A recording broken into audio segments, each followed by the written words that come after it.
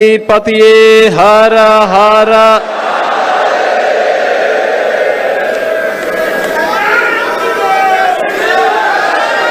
Bharatiya Janata party के प्रदेश अध्यक्ष निर्वाचन की घोषणा और नवनिर्वाचित प्रदेश अध्यक्ष के स्वागत राष्ट्रीय परिषद के लिए प्रदेश के 120 सदस्यों के निर्वाचन की घोषणा के लिए आयोजित आज के समारोह में केंद्रीय चुनाव अधिकारी के रूप में हम सब के बीच में यहां पर उपस्थित केंद्रीय उद्योग एवं वाणिज्य मंत्री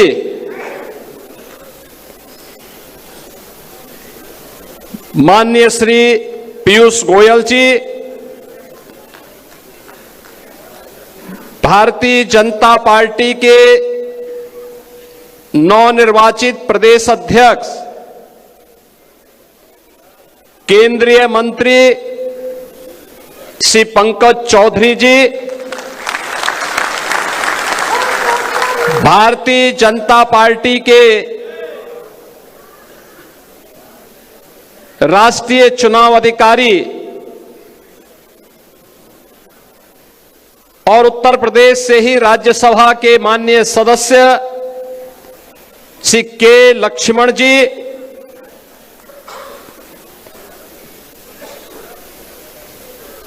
भारतीय जनता पार्टी के निवर्तमान प्रदेश अध्यक्ष चौधरी भूपेंद्र सिंह जी, उत्तर प्रदेश सरकार में मंत्रिमंडल के मेरे वरिष्ठ सहयोगी उप मुख्यमंत्री द्वय श्री केशव प्रसाद मौर्य जी, श्री ब्रजेश पाठक जी, प्रदेश चुनाव अधिकारी डॉक्टर महेंद्र नाथ पांडे जी, राष्ट्रीय महामंत्री श्री अरुण सिंह जी, डॉक्टर राधा मोहन दास अग्रवाल जी, प्रदेश संगठन के महामंत्री माननीय श्री धर्मपाल जी, राष्ट्रीय उपाध्यक्ष और पूर्व प्रदेश अध्यक्ष डॉक्टर लक्ष्मीकांत वाजपेयी जी, राष्ट्रीय उपाध्यक्ष श्रीमती रेखा वर्मा जी, तारिक मंसूर जी, राष्ट्रीय मंत्री श्री सुरेंद्र नागर जी, केंद्रीय मंत्री श्री बीएल वर्मा जी, पूर्व प्रदेश अध्यक्ष गण डॉक्टर रमापति राम त्रिपाठी जी, सूर्य प्रताप शाही जी, स्वतंत्र देव सिंह जी, भारतीय जनता पार्टी के सभी केंद्रीय और प्रदेश के साथ ही मंडल स्तर से जुड़े हुए सभी हमारे पदाधिकारीगण, प्रदेश के कोने कोने से आए हुए सभी उपस्थित बहन और भाइयों, मैं सबसे पहले नवनिर्वाचित प्रदेश अध्यक्ष के रूप में श्री पंकज चौधरी जी का आप सभी कार्यकर्ताओं की ओर से हृदय से स्वागत करता हूं, अभिनंदन करता हूं।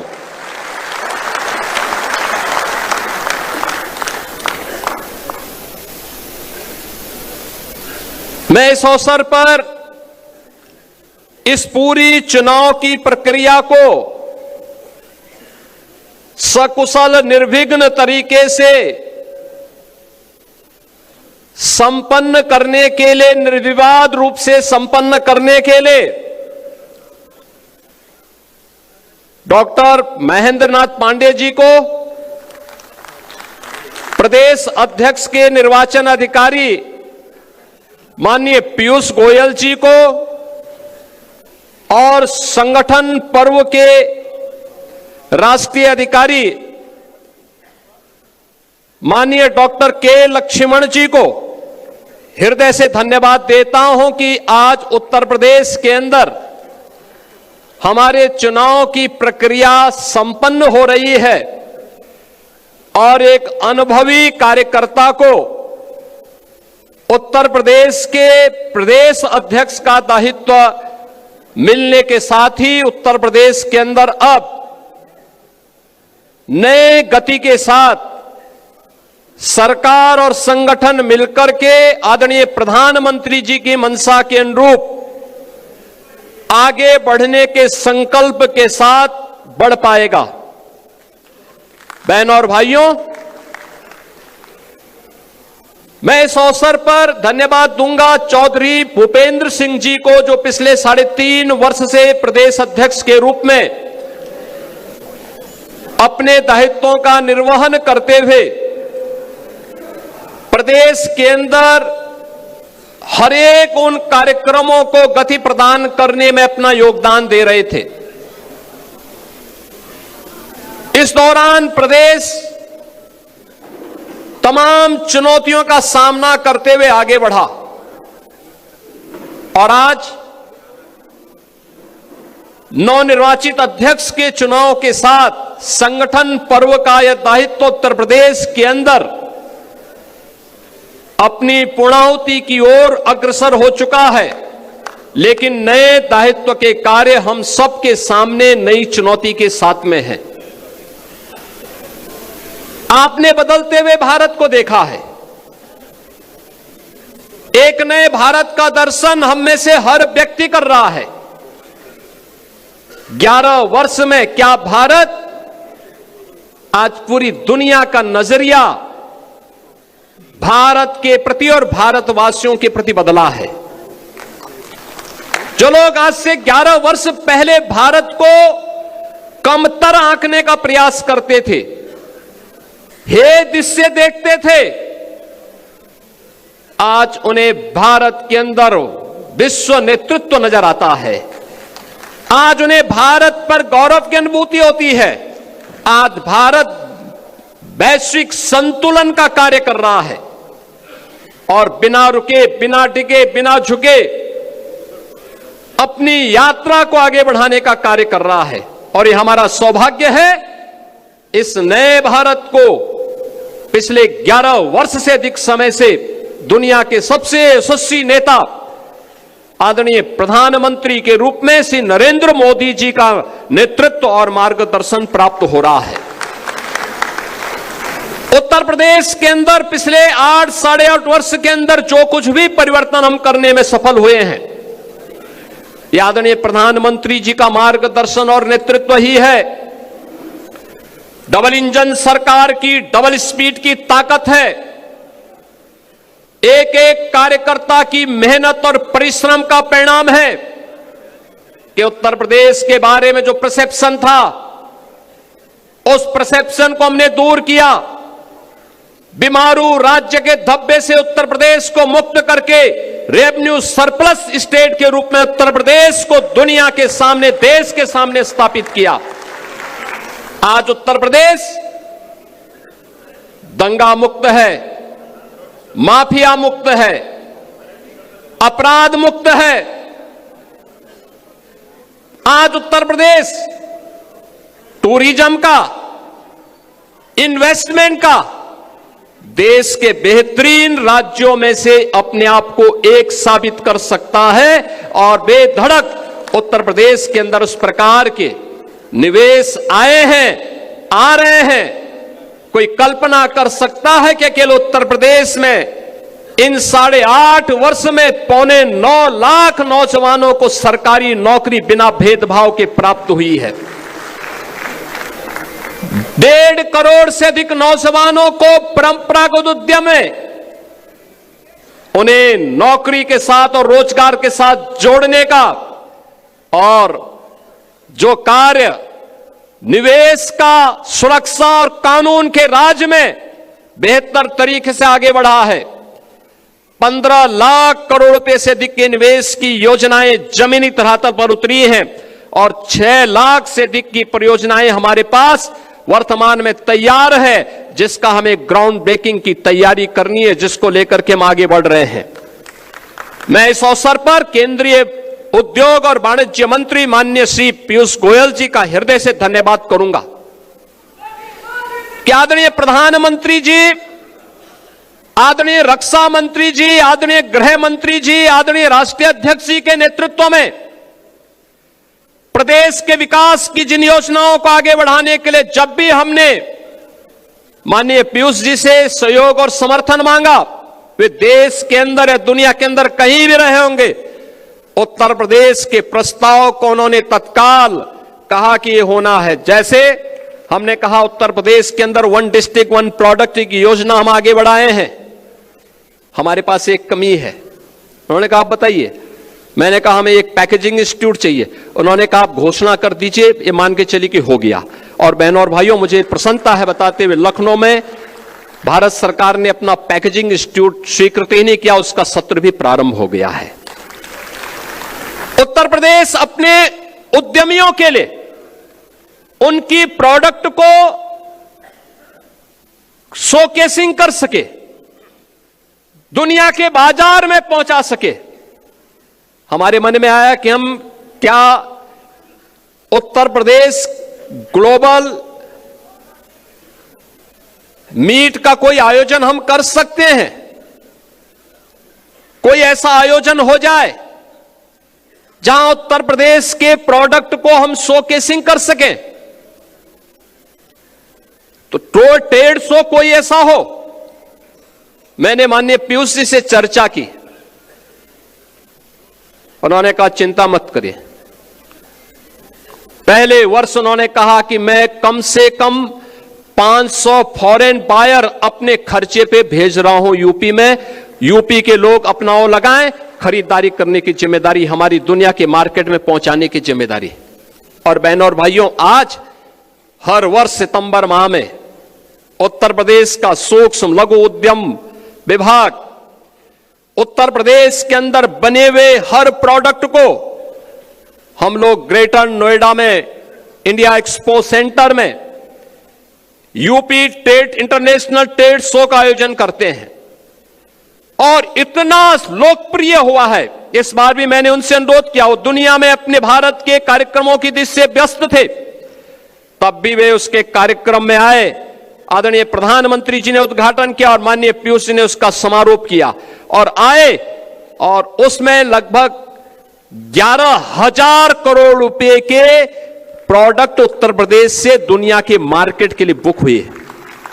ये सारा पैसा उत्तर प्रदेश के व्यापारियों को, उत्तर प्रदेश के उद्यमियों को प्राप्त हुआ। यह कार्य तब हो पाया, राजनीतिक स्थिरता थी, सुरक्षा का बेहतर माहौल था, आदरणीय प्रधानमंत्री जी का और केंद्रीय नेतृत्व का भरपूर सपोर्ट था, और उसके बल पर डबल इंजन सरकार की सामर्थ्य और शक्ति के बल पर आम जनमानस के लिए 17 के पहले जो प्रदेश उपद्रवग्रस्त था, आज उत्सव पर्व के रूप में उत्तर प्रदेश में मनाया जा रहा है। कोई सोचता था 17 के पहले के अयोध्या में श्री राम जन्मभूमि पर भगवान राम लला का भव्य मंदिर बनेगा, अयोध्या दुनिया की सुंदरतम नगरी बनेगी। आज तो कोई हमारी अयोध्या पे प्रश्न नहीं उठाएगा। आज कोई राम भक्त पर उंगली नहीं उठा सकता, नहीं उठा सकता। 17 के पहले जब भी कोई भाजपा का कार्यकर्ता, विचार परिवार का कोई कार्यकर्ता कहता था रामलला हम आएंगे, मंदिर वहीं बनाएंगे, लोग कहते थे अरे देखो ये सब इनका ऐसे ही नारा है। लेकिन क्या आज कोई प्रश्न उठा सकता है क्या? आज तो मंदिर बन गया ना, दुनिया का सबसे भव्य मंदिर बन गया है। और पहली बार हुआ है अयोध्या धाम में स्वयं आदरणीय प्रधानमंत्री जी पधारे, उन्होंने श्री राम जन्मभूमि के भव्य मंदिर किए शिलान्यास का कार्यक्रम भी किया। प्रधानमंत्री जी ने 500 वर्षों के बाद रामलीला को अयोध्या में भगवान राम के अपने भव्य मंदिर में विराजमान करने का काम भी किया। और अभी 25 नवंबर को रामलला के भव्य मंदिर में धर्म ध्वजा के आरोहण करने के लिए भी स्वयं प्रधानमंत्री जी पधारे। भारत के विरासत को गौरव के साथ दुनिया के अंदर आगे बढ़ाने की उस अभिव्यक्ति का यह प्रतीक है। जो हर भारतवासी के लिए प्रधानमंत्री जी बार बार कहते हैं, अपनी विरासत पर गौरव की अनुभूति करो। वही विरासत है। काशी में काशी विश्वनाथ धाम हो, मिर्जापुर में मां विंध्यवासिनी का धाम हो, या फिर सीतापुर में नेमिष तीर्थ के पुनरुद्धार का कार्य हो, अयोध्या में श्री राम जन्मभूमि का हो, श्रावस्ती, कुशीनगर, कपिलवस्तु, कौशांबी या अन्य उन क्षेत्रों में भगवान बुद्ध से जड़े हुए तीर्थ स्थलों के पुनरुद्धार का कार्य हो, सारनाथ समेत उन सभी स्थलों के लिए जहां पर भी भगवान बुद्ध से जुड़े हुए तीर्थ स्थल मौजूद हैं। पश्चिम में सुख तीर्थ हो जो पहली भागवत भूमि के रूप में है, या मथुरा, वृंदावन, बरसाना, गोकुल, गोवर्धन, इन सभी तीर्थों के वैश्विक मानचित्र पर पुनर्स्थापना का कार्य आज प्रभावी ढंग से डबल इंजन सरकार उसी प्रभावी तरीके से आगे बढ़ाने का काम कर रही है। बहनों और भाइयों, यह काम इसलिए हो पा रहा है क्योंकि जनमानस को भी विश्वास है सरकार करेगी, अच्छा करेगी। आज उत्तर प्रदेश का इंफ्रास्ट्रक्चर, कोई सोचता था पहले बिजली नहीं आती थी क्योंकि 17 के पहले जो लोग प्रदेश की कमान जिनके हाथों में थी वे अंधेरे में रहने के व्यस्त थे, क्योंकि डकैती तो अंधेरे में ही पड़ती है, इसलिए बिजली नहीं दी जाती थी। हम लोग जब 17 में आए थे तो ऊर्जा मंत्री के रूप में पीयूष जी थे। पीयूष जी आए थे अप्रैल में, 2017 अप्रैल में। इन्होंने कहा कितनी बिजली मिलती है, पता लगा 3 से 4 घंटे। इन्होंने कहा नहीं, इसको आपको बढ़ाना पड़ेगा। हमने कहा हम 24 घंटे बिजली देना चाहते हैं। और याद करिए, जब अप्रैल प्रथम सप्ताह 2017 में माननीय पीयूष गोयल जी उत्तर प्रदेश आए थे, तब से बिजली का जो रोस्टर उन्होंने तय किया वही आज भी उत्तर प्रदेश के अंदर लागू है। सभी 75 जनपदों में, 350 तहसीलों में, 825 विकास खंडों में, 662 नगर निकायों में अनवरत रूप से वही रोस्टर आज भी लागू है, बिना किसी बाधा के। आज उत्तर प्रदेश इंफ्रास्ट्रक्चर का एक नया प्रदेश बना है। देश के अंदर कुल एक्सप्रेसवे का 55% शेयर उत्तर प्रदेश के पास, सबसे बड़ा रेल नेटवर्क उत्तर प्रदेश के पास, सबसे ज्यादा मेट्रो संचालित करने वाला राज्य उत्तर प्रदेश, सबसे ज्यादा एयरपोर्ट रखने वाला राज्य उत्तर प्रदेश, देश की पहली रैपिड रेल और देश का पहला वाटरवे भी आदरणीय प्रधानमंत्री जी ने उत्तर प्रदेश में ही प्रारंभ किया। और बहनों और भाइयों, उस उत्तर प्रदेश की इस नई यात्रा के लिए एक नए कैप्टन के रूप में पंकज जी हमारे सामने आ गए हैं, और साथ साथ अब हमें आगे की कार्यक्रम की यात्रा, जिसके बारे में यहां पर दोनों हमारे डिप्टी सीएम ने भी कहा, याद करना 27 की लड़ाई आपके सामने, विरोधी के पास इतनी ताकत नहीं है, लेकिन याद रखना विरोधी चाहे कैसे भी हो, उस विरोधी के छल और छद्म का जवाब देने के लिए आपके पास उतना ही सामर्थ्य होनी चाहिए, उतना ही शौर्य और उतना ही तेज भी होना चाहिए। और शौर्य और तेज के लिए आपको जगाने के लिए भी आज मैं इस मंच का उपयोग करना चाहूंगा। एक अवसर है आपके पास, और मैं अक्सर सुनता हूं, आपकी मेहनत में कोई संदेह नहीं, आपके पुरुषार्थ में भी किसी को संदेह नहीं है, आपके द्वारा किए जाने वाला परिश्रम में कोई संदेह नहीं है, लेकिन हमारी कहीं कहीं अति उदारता, सहिष्णुता और दूसरों पर विश्वास करने की प्रवृत्ति कभी कभी हमें धोखा दे देती है। ये किस रूप में? वर्तमान में भारत निर्वाचन आयोग के द्वारा SIR की कार्रवाई हो रही है, चल रही है ना। सब जगह चल रही है ना, पूरे प्रदेश भर में, क्या नगर, क्या गांव, क्या बूथ, चाहे मंडल कुछ भी हो, है ना? सब लोग सहमत है ना? सभी लोग सहमत है ना? चल रहा है ना? और जब मैं आपसे पूछ दूंगा कि क्या उसकी क्या गति चल रही है, तो आप में से हर व्यक्ति बोलेगा कि हमारे यहाँ 98% हो गया, कोई बोलेगा 99% हो गया, कोई कहेगा हमने 100% कर लिया। यही तो बोलेंगे ना, लेकिन ये सच्चाई नहीं है, ये सच्चाई नहीं है। ये शुद्ध नियत से मतदाता सूची की शुद्धिकरण का और लोकतंत्र के सशक्तिकरण का एक बहुत अच्छा अवसर है। तो चुनाव के बाद अक्सर शिकायत होती है कि साहब मेरा नाम मतदाता सूची में नहीं है, या मेरा बूथ 5 किलोमीटर दूर कर दिया गया था। उसका समाधान का एक अवसर है, और वो अवसर इसलिए मैं कह रहा हूं, उत्तर प्रदेश की आबादी है 25 करोड़। कितनी है? 25 करोड़।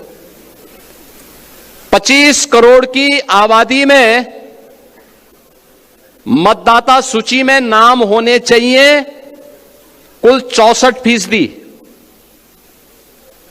64 से 65% लोग ऐसे होने चाहिए, ऐसे होंगे जो 18 वर्ष से ऊपर के होंगे। 18 वर्ष से ऊपर का हर वयस्क मतदाता जो उत्तर प्रदेश का निवासी है, वह मतदाता सूची में नाम उसका होना चाहिए। होना चाहिए कि नहीं होना चाहिए? यही है ना? अब 18 वर्ष से ऊपर का मतदाता सूची में नाम होना चाहिए, तो यह संख्या होनी चाहिए 16 करोड़। और मतदाता सूची में एसआईआर के बाद जो मतदाता सूची में नाम आए हैं, वो कितने आए हैं? 12 करोड़। ये 4 करोड़ का जो गैप है, 2025 की जो मतदाता सूची थी, जनवरी 2025 की, उसमें कुल नाम थे 15 करोड़ 44 लाख। कितने थे? 15 करोड़ 44 लाख। 1 जनवरी 2026 को जो भी युवा 18 वर्ष का होगा, वह मतदाता बनने का हकदार होगा। यह संख्या बढ़नी चाहिए 15 करोड़ 44 लाख से 16 करोड़ तक, लेकिन यह संख्या बढ़ी नहीं है, घटी है। 15 करोड़ 44 लाख से घट करके ये हो गई है 12 करोड़ का। ये जो 4 करोड़ का गैप है, ये मिसिंग है। ये आपका विरोधी नहीं है, इसमें से 85 से 90% आपका मतदाता है। याद करना, आपका मतदाता है, और उसमें 4 कैटेगरी में आपको देखना है। 4 कैटेगरी। एक, जिन तक अभी कोई नहीं पहुंचा, अनमैपिंग में। संजोग से भारत निर्वाचन आयोग ने 14 दिन का नया समय बढ़ाया है, यानी आज के दिन से अगर आप लेंगे तो आपको 12 दिन का नया समय मिला हुआ है। ये 12 दिन का बेहतर उपयोग। ये काम याद करना, चुनाव का काम, चुनाव का परिणाम विधानसभा में, लोकसभा में आता है, लेकिन चुनाव लड़ा जाता है बूथ पे, जिसके लिए प्रधानमंत्री जी कहते हैं कि बूथ यानी मेरा बूथ सबसे, क्योंकि लड़ाई बूथ पे होती है, इसलिए वो मजबूत होना चाहिए। होना चाहिए कि नहीं होना चाहिए? अब मैं आप सबसे कहूंगा, अब ड्राफ्ट सूची आ रही है आपके पास, आने लग गई, उसकी नकल मिलने लग गई, उसका एक बार अवलोकन कर लीजिए। और ये बूथ पर वो कोई भी पदाधिकारी, राष्ट्रीय पदाधिकारी हो, प्रदेश का हो, क्षेत्र का हो, जिले का हो, मंडल का हो, शक्ति केंद्र का हो, ये सभी लोग अपने बूथ की मतदाता सूची को एक साथ मिलकर के अवलोकन करें। एक बूथ पे बहुत होंगे, 250 से लेकर 250 तक घर होंगे। आसानी से वहां का कार्यकर्ता ये देख सकता है कि कौन छूटा है, कौन फर्जी है, कौन मृतक है, कौन शिफ्टेड है और कौन यहां से जा चुका है। ये सब कुछ जानकारी ले सकते हैं। 4 कॉलम आपको मिलेंगे इसमें, एक अनलैपिंग का, एक मृतक का, एक अनुपस्थित यानी एब्सेंट का और एक शिफ्टेड का। कौन कौन शिफ्ट हो चुका है इसकी भी सूची होगी। उन नामों को अवलोकन कर लीजिए।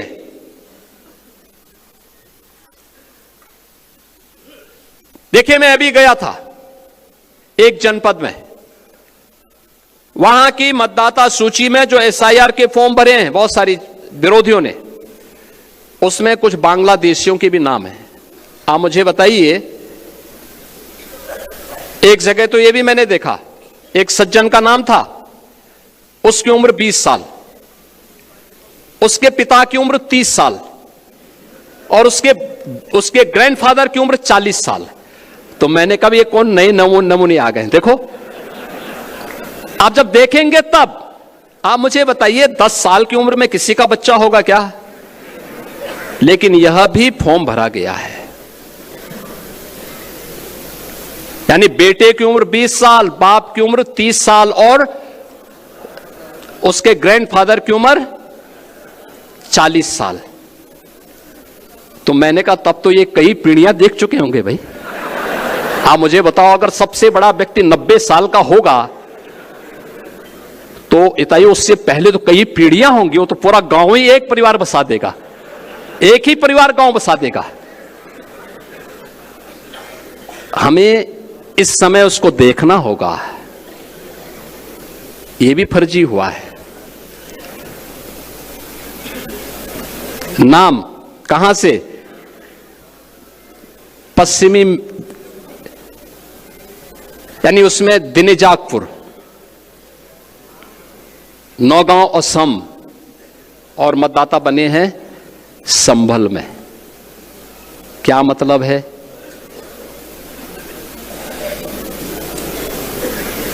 ये अवसर है ये सब फर्जी नाम के लिए आपत्ति करना है। हर बूथ से आपत्ति दर्ज होनी चाहिए फर्जी नामों के लिए। जो छूट गए हैं एसआईआर के लिए 12 दिन का समय अभी बाकी है।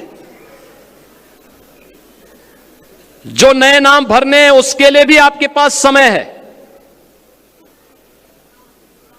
जिनके नाम काटने हैं उनके लिए समय है। और इस समय उन फटाफट भरवाइए, आपत्ति करिए। ये इसलिए आवश्यक है कि चुनाव में आपकी मेहनत 3/4 इस एसआईआर की सूची रिफाइंड हो जाएगी। 3/4 मेहनत आपकी पूरी हो गई, तब केवल 1/4 मेहनत आपको विधानसभा चुनाव में करना होगा। और धड़ल्ले के साथ 3/4 सीट भारतीय जनता पार्टी और गठबंधन के प्रत्याशी उत्तर प्रदेश में जीतेंगे, कोई संदेह इसमें नहीं होना चाहिए। लेकिन मेहनत आज करनी पड़ेगी, आज मेहनत करनी पड़ेगी। और इसके लिए मैं आप सबका आह्वान करूंगा, आज आपको यहां पर विशेष रूप से बुलाया गया है कि नए नवनिर्वाचित प्रदेश अध्यक्ष जी के स्वागत में और आपका परिचय हो जाए। नवनिर्वाचित प्रदेश अध्यक्ष जी हर जिले में जाएंगे, हर जिले में उनका कार्यक्रम लगेगा, हर जिले में आप स्वागत अपने जिले में करेंगे। आपको दिल्ली जाने की आवश्यकता नहीं, आपको गोरखपुर या महाराजगंज जाने की आवश्यकता नहीं। आपको अपने बूथ को संभालने की आवश्यकता है अगले 1 महीने के लिए। अपना बूथ, मेरा बूथ सबसे मजबूत। 25 दिसंबर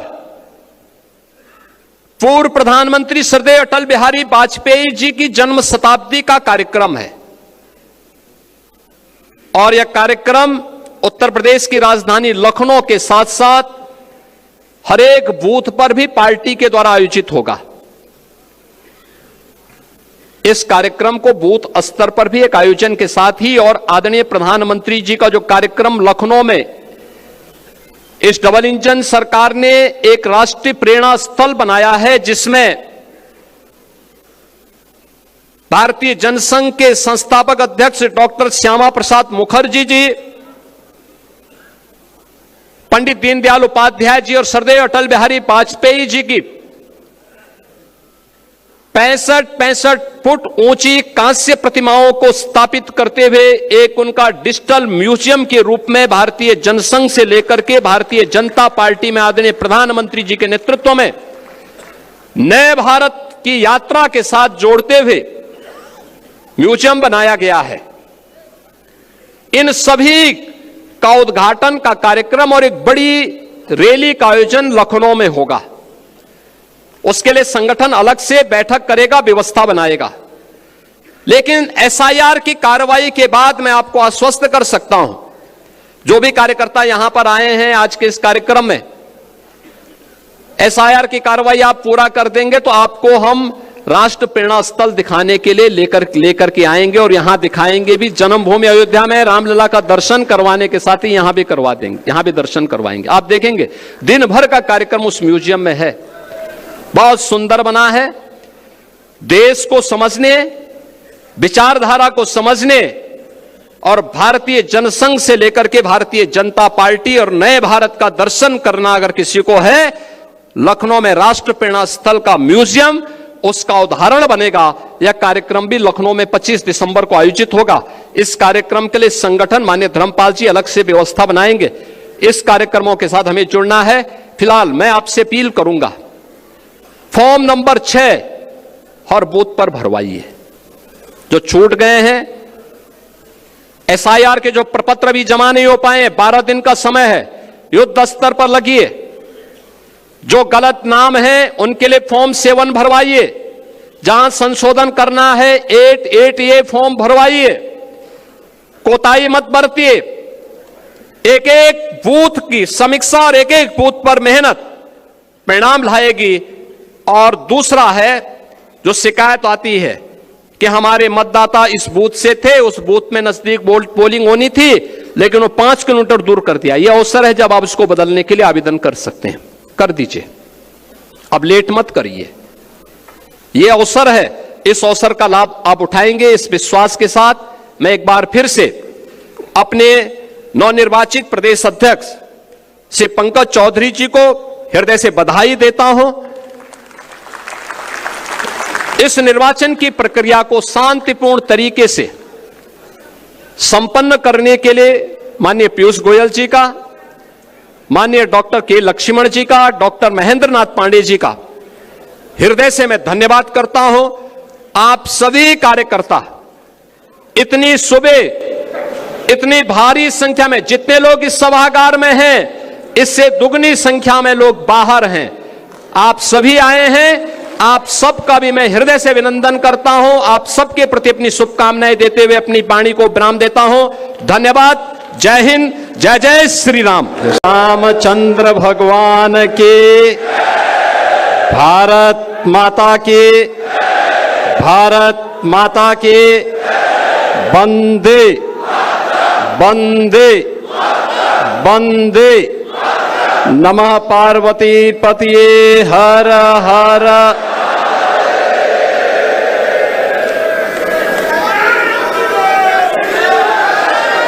भारतीय जनता पार्टी के प्रदेश अध्यक्ष निर्वाचन की घोषणा और नवनिर्वाचित प्रदेश अध्यक्ष के स्वागत राष्ट्रीय परिषद के लिए प्रदेश के 120 सदस्यों के निर्वाचन की घोषणा के लिए आयोजित आज के समारोह में केंद्रीय चुनाव अधिकारी के रूप में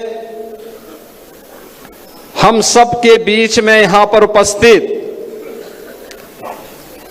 केंद्रीय उद्योग एवं वाणिज्य मंत्री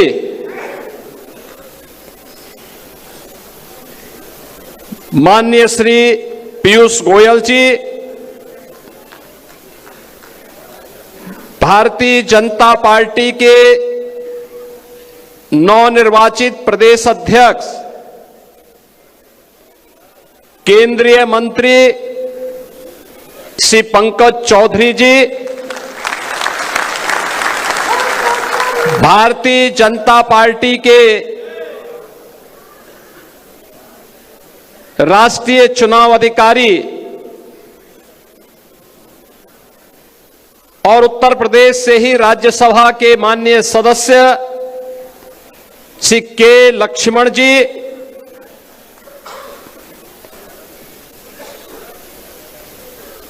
भारतीय जनता पार्टी के निवर्तमान प्रदेश अध्यक्ष चौधरी भूपेंद्र सिंह जी, उत्तर प्रदेश सरकार में मंत्रिमंडल के मेरे वरिष्ठ सहयोगी उप मुख्यमंत्री द्वय श्री केशव प्रसाद मौर्य जी, श्री ब्रजेश पाठक जी, प्रदेश चुनाव अधिकारी डॉक्टर महेंद्र नाथ पांडे जी, राष्ट्रीय महामंत्री श्री अरुण सिंह जी, डॉक्टर राधा मोहन दास अग्रवाल जी, प्रदेश संगठन के महामंत्री माननीय श्री धर्मपाल जी,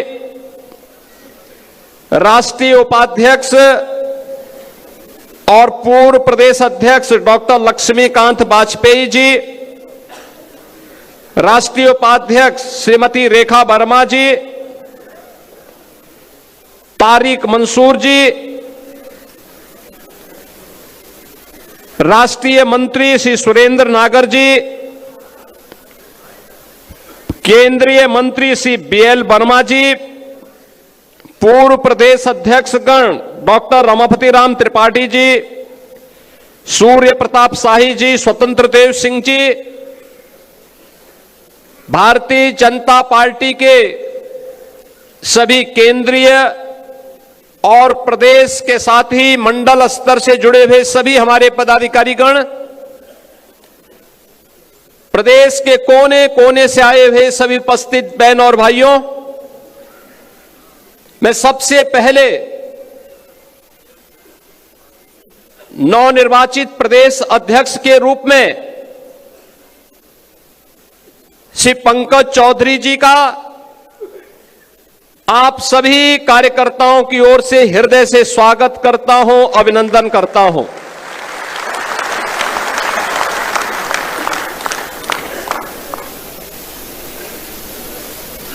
मैं इस अवसर पर इस पूरी चुनाव की प्रक्रिया को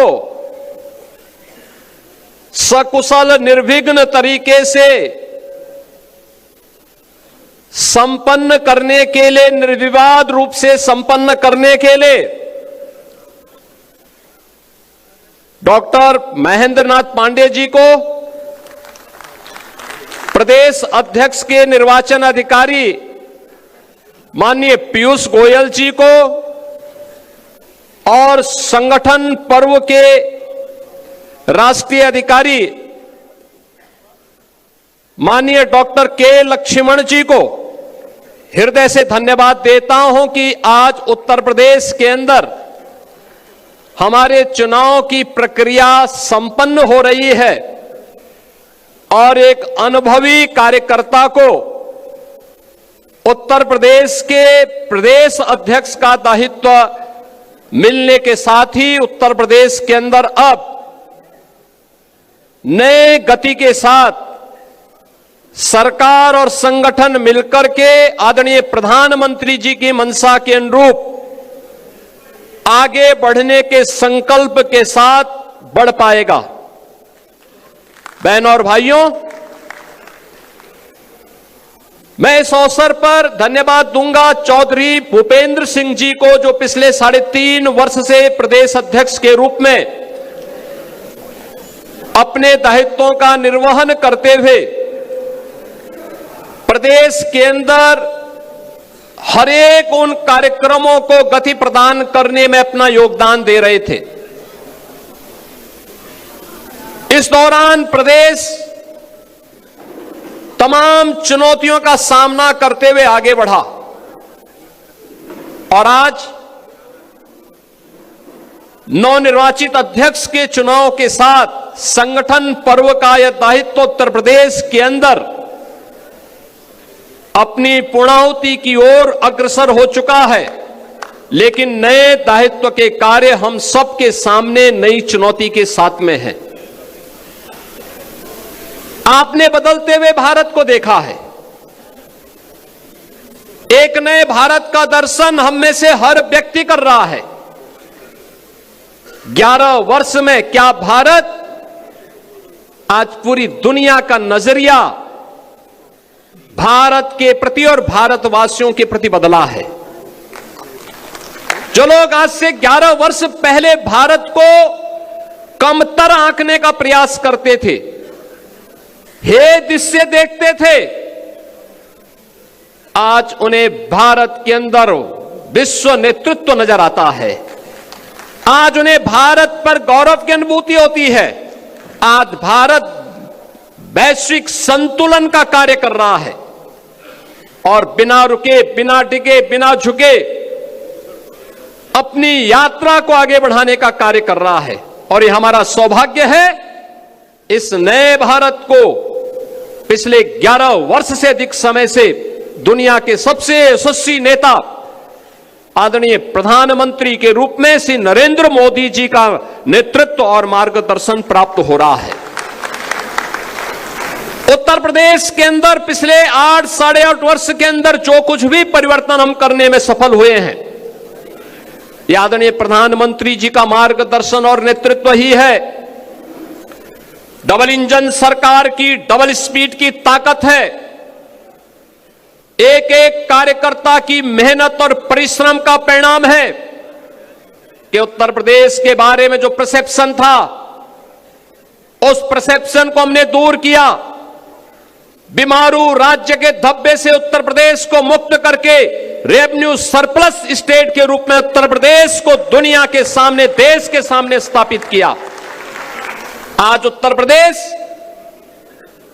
दंगा मुक्त है, माफिया मुक्त है, अपराध मुक्त है। आज उत्तर प्रदेश टूरिज्म का, इन्वेस्टमेंट का देश के बेहतरीन राज्यों में से अपने आप को एक साबित कर सकता है। और बेधड़क उत्तर प्रदेश के अंदर उस प्रकार के निवेश आए हैं, आ रहे हैं। कोई कल्पना कर सकता है कि केवल उत्तर प्रदेश में इन 8.5 वर्ष में 9.25 लाख नौजवानों को सरकारी नौकरी बिना भेदभाव के प्राप्त हुई है।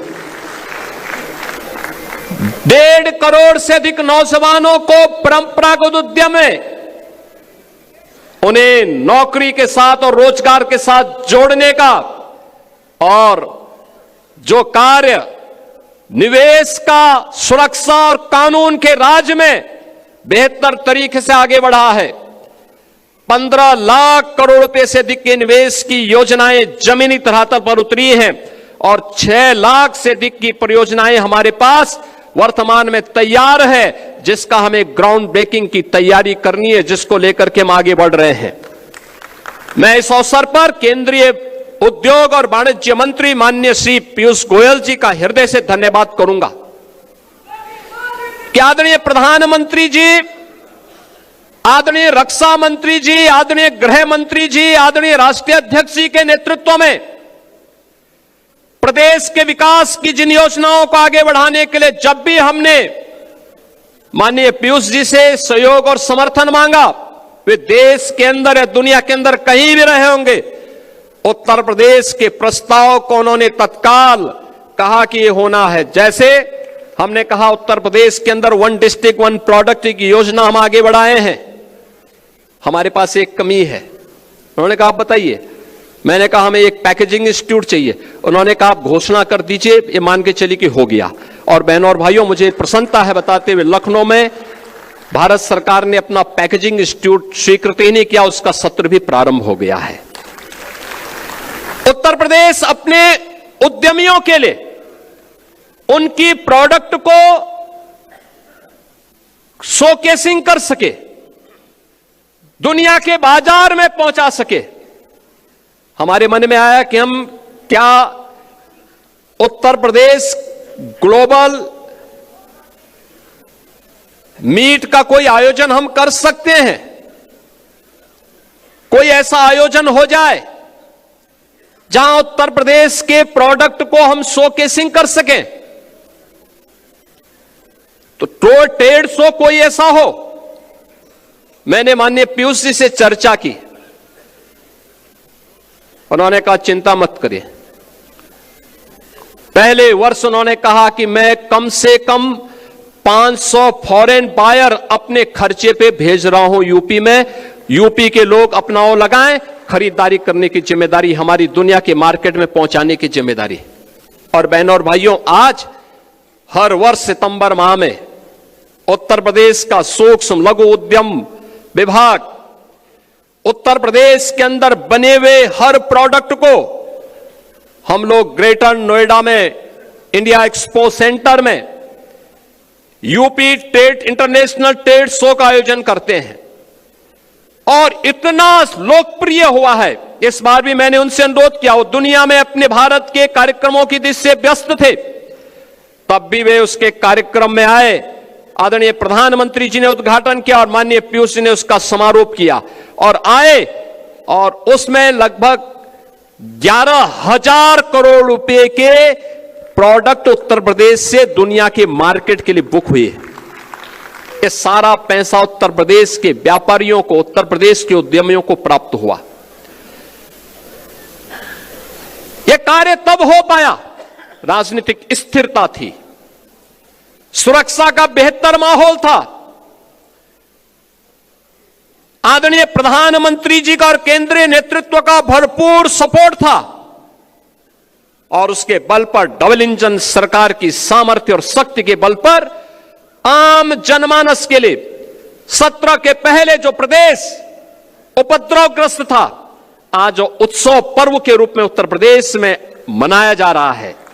कोई सोचता था 17 के पहले के अयोध्या में श्री राम जन्मभूमि पर भगवान राम लला का भव्य मंदिर बनेगा, अयोध्या दुनिया की सुंदरतम नगरी बनेगी। आज तो कोई हमारी अयोध्या पे प्रश्न नहीं उठाएगा, आज कोई राम भक्त पर उंगली नहीं उठा सकता, नहीं उठा सकता। 17 के पहले जब भी कोई भाजपा का कार्यकर्ता, विचार परिवार का कोई कार्यकर्ता कहता था रामलला हम आएंगे, मंदिर वहीं बनाएंगे, लोग कहते थे अरे देखो ये सब इनका ऐसे ही नारा है। लेकिन क्या आज कोई प्रश्न उठा सकता है क्या? आज तो मंदिर बन गया ना, दुनिया का सबसे भव्य मंदिर बन गया है। और पहली बार हुआ है अयोध्या धाम में स्वयं आदरणीय प्रधानमंत्री जी पधारे, उन्होंने श्री राम जन्मभूमि के भव्य मंदिर किए शिलान्यास का कार्यक्रम भी किया। प्रधानमंत्री जी ने 500 वर्षों के बाद रामलीला को अयोध्या में भगवान राम के अपने भव्य मंदिर में विराजमान करने का काम भी किया। और अभी 25 नवंबर को रामलला के भव्य मंदिर में धर्म ध्वजा के आरोहण करने के लिए भी स्वयं प्रधानमंत्री जी पधारे। भारत के विरासत को गौरव के साथ दुनिया के अंदर आगे बढ़ाने की उस अभिव्यक्ति का यह प्रतीक है जो हर भारतवासी के लिए प्रधानमंत्री जी बार बार कहते हैं, अपनी विरासत पर गौरव की अनुभूति करो। वही विरासत है। काशी में काशी विश्वनाथ धाम हो, मिर्जापुर में मां बिंदुवासिनी का धाम हो, या फिर सीतापुर में नेमिष तीर्थ के पुनरुद्धार का कार्य हो, अयोध्या में श्री राम जन्मभूमि का हो, श्रावस्ती, कुशीनगर, कपिलवस्तु, कौशांबी या अन्य उन क्षेत्रों में भगवान बुद्ध से जड़े हुए तीर्थ स्थलों के पुनरुद्धार का कार्य हो, सारनाथ समेत उन सभी स्थलों के लिए जहां पर भी भगवान बुद्ध से जुड़े हुए तीर्थ स्थल मौजूद हैं।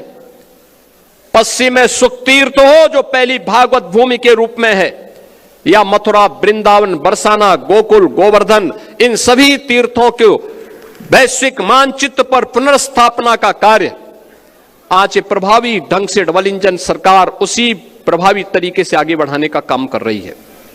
बहनों और भाइयों, यह काम इसलिए हो पा रहा है क्योंकि जनमानस को भी विश्वास है सरकार करेगी, अच्छा करेगी। आज उत्तर प्रदेश का इंफ्रास्ट्रक्चर, कोई सोचता था पहले बिजली नहीं आती थी क्योंकि 17 के पहले जो लोग प्रदेश की कमान जिनके हाथों में थी वे अंधेरे में रहने के व्यस्त थे, क्योंकि डकैती तो अंधेरे में ही पड़ती है, इसलिए बिजली नहीं दी जाती थी। हम लोग जब 17 में आए थे तो ऊर्जा मंत्री के रूप में पीयूष जी थे। पीयूष जी आए थे अप्रैल में, 2017 अप्रैल में। इन्होंने कहा कितनी बिजली मिलती है, पता लगा 3 से 4 घंटे। इन्होंने कहा नहीं, इसको आपको बढ़ाना पड़ेगा। हमने कहा हम 24 घंटे बिजली देना चाहते हैं। और याद करिए, जब अप्रैल प्रथम सप्ताह 2017 में माननीय पीयूष गोयल जी उत्तर प्रदेश आए थे, तब से बिजली का जो रोस्टर उन्होंने तय किया वही आज भी उत्तर प्रदेश के अंदर लागू है। सभी 75 जनपदों में, 350 तहसीलों में, 825 विकास खंडों में, 662 नगर निकायों में अनवरत रूप से वही रोस्टर आज भी लागू है, बिना किसी बाधा के। आज उत्तर प्रदेश इंफ्रास्ट्रक्चर का एक नया प्रदेश बना है।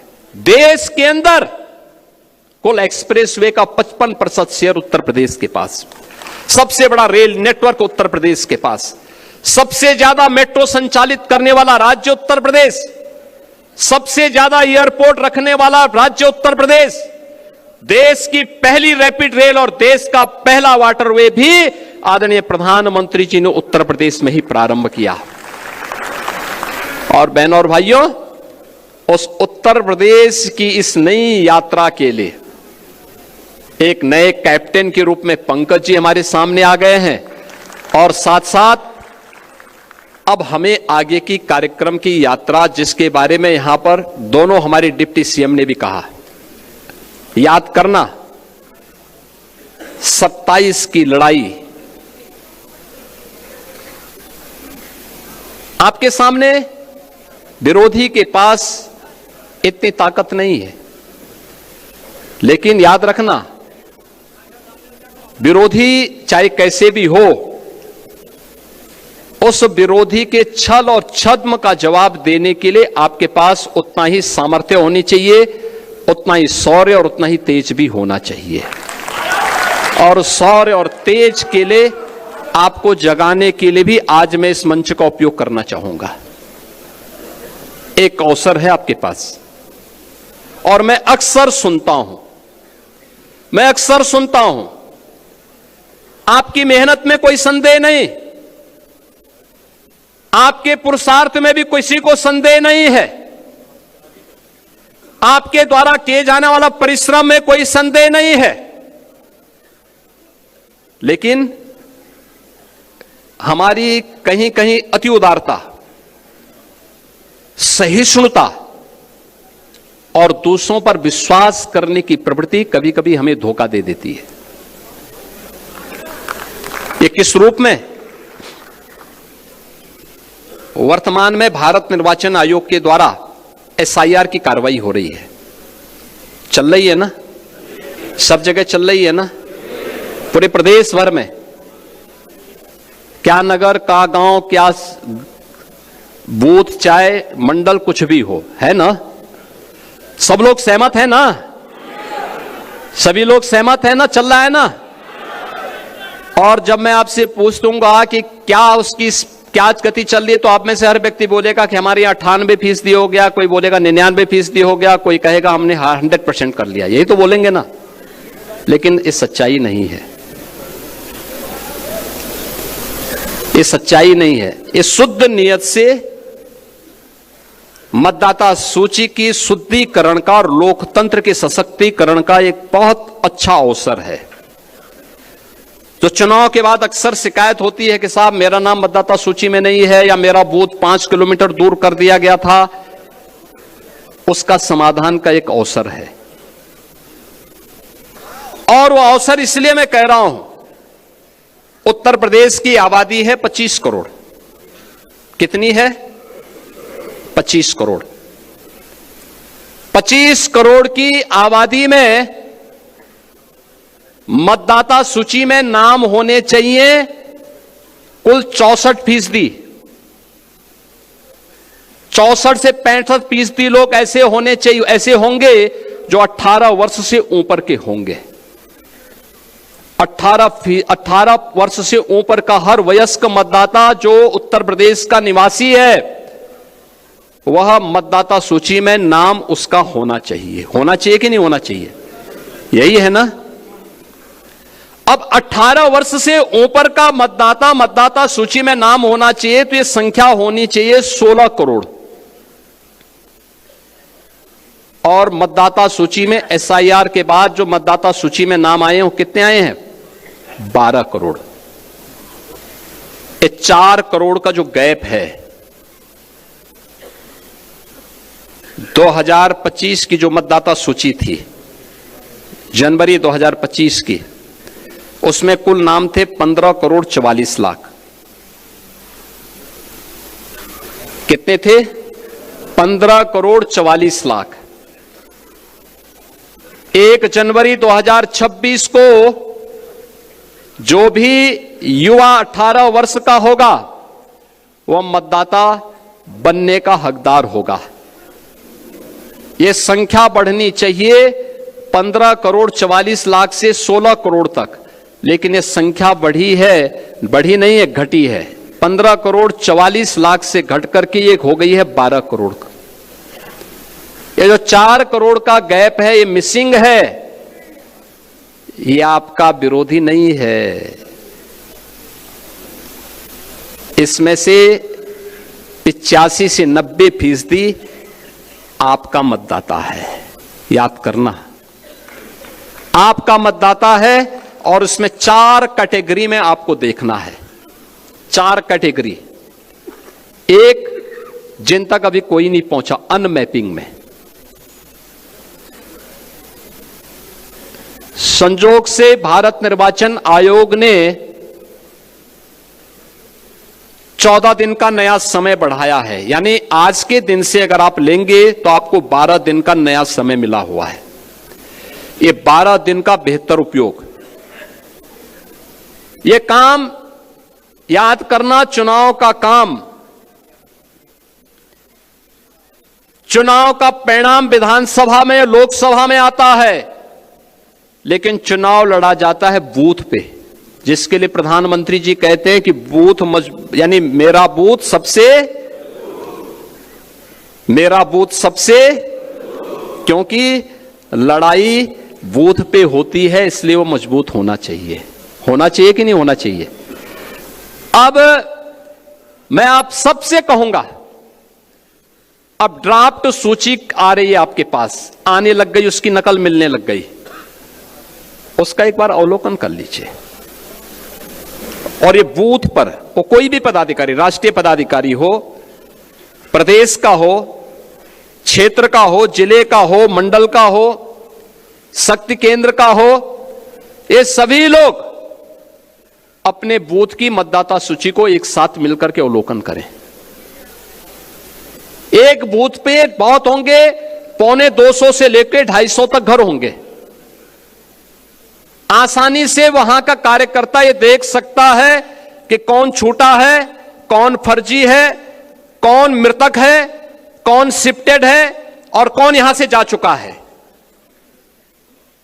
ये सब कुछ जानकारी ले सकते हैं। 4 कॉलम आपको मिलेंगे इसमें, एक अनलैपिंग का, एक मृतक का, एक अनुपस्थित यानी एब्सेंट का और एक शिफ्टेड का। कौन शिफ्ट हो चुका है, इसकी भी सूची होगी। उन नामों को अवलोकन कर लीजिए।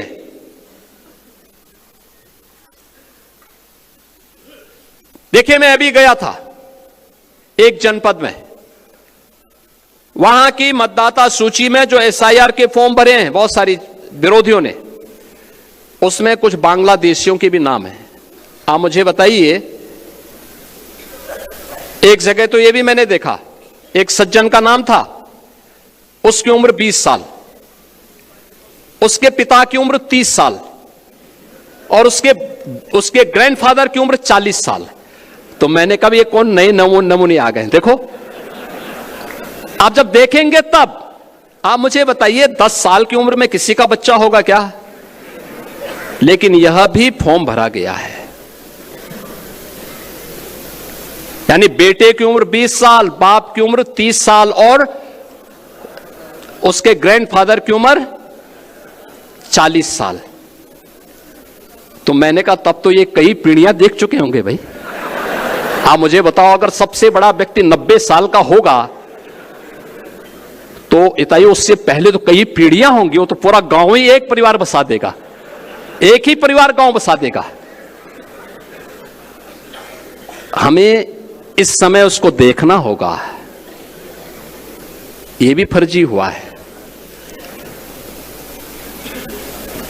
नाम कहां से? पश्चिमी, यानी उसमें दिनेजाकपुर, नौगांव असम, और मतदाता बने हैं संभल में।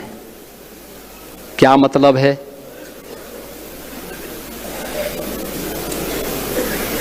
ये अवसर है ये सब फर्जी नाम के लिए आपत्ति करना। हर बूथ से आपत्ति दर्ज होनी चाहिए फर्जी नामों के लिए।